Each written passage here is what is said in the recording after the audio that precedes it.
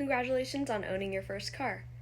This is an exciting time, but it's also time to start thinking about your car maintenance.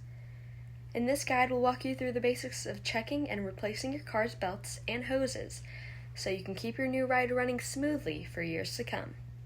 If you wish to do the work yourself, remember, Google or YouTube can be your friend. It's loaded with all kinds of how-tos if you wish to do this yourself. Keep these things in mind when considering what to watch on your car. Serpentine belt. It powers multiple systems like the alternator and power steering, and you can check it by looking for cracks, fraying, or glazing. You can replace it every 60,000 to 100,000 miles. And you can check the timing belt.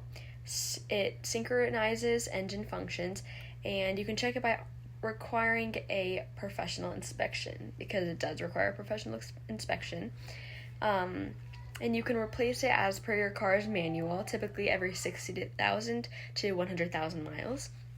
And it's also important that you keep an eye on the radiator and the heater hoses, and these carries coolant through the engine and heater core. And you can check these by inspecting for leaks, bulges, cracks, or soft spots. Check hoses when the engine is cool to avoid burns.